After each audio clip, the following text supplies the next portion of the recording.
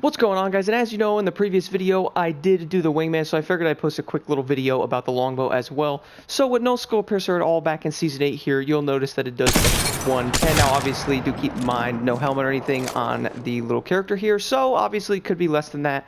And then getting right into the skull piercer damage. So guys, now I got the skull piercer on the longbow, and this thing does an insane 138. Like I said, depends if the guy's a helmet on or not. Hitting the enemy there, you'll see 138 will allow you to two-shot knock them. And I'm going to do a little far away test here as well with this active, just to show you that there's really no damage drop off here. So guys, as you see, I'm kind of far away from the little dummies down there now, just to show this. If you're wondering if there's a damage drop off with the headshot, this, like I said, depends on with the helmet or not. I want to keep mentioning that just in case you're wondering why you're not doing that same damage. Now this is with the skull piercer. Obviously there's no skull piercer now. I'll be showing that in a second with the new 2.15 headshot multiplier. So hitting the enemy right now from here, you will notice it still hits for 138. So there is no changes there when it comes to that. And here is the Legacy Season 9 gameplay with the longbow, guys. Obviously have the same attachments. I don't have the barrel stabilizer on there. It really doesn't matter. Anyway, guys, looking right at the dummy here. So hitting him with this now is 118. Before it did 138, which is pretty crazy. No matter how far away you are here, it doesn't really matter. Still hits for 118 there.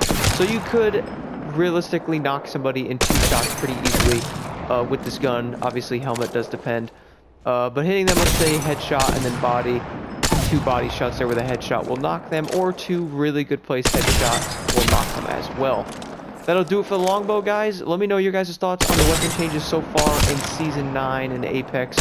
Honestly, I think this is pretty awesome so far, and it does seem like a good addition overall with all the weapons that we're seeing so far and the changes. Now, guys, I want to do a quick little overview as well for the longbow in this video. I did do it in the previous video with the wingman, so I figured I'd do this as well. So, longbow damage in Season 8, guys, to sum this up here. So, without the skull piercer, did 110 headshot damage.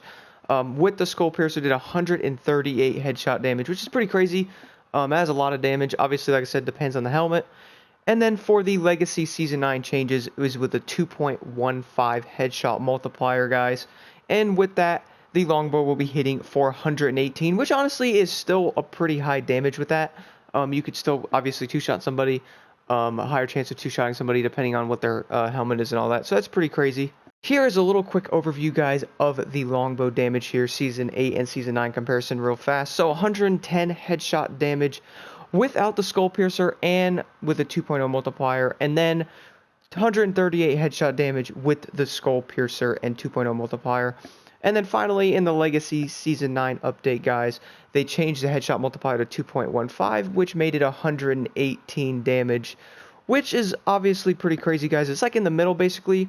So if you take a little quick look at it here, looking at it, so without the skull piercer, looking at an 8 headshot damage difference, and then with the skull piercer in Season 8 compared to Season 9, you're looking at a 20 headshot damage difference, which really doesn't really make too much of a difference on a gun like this because it already hits 55 to the body.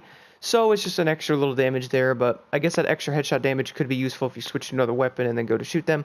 But anyway, guys, thank you guys so much for watching, and let me know again what you guys think longbow damage changes in Season 9, guys. Overall, I think it's pretty good so far, and it definitely seems like it's in the middle. Anyway, guys, thank you guys so much for watching.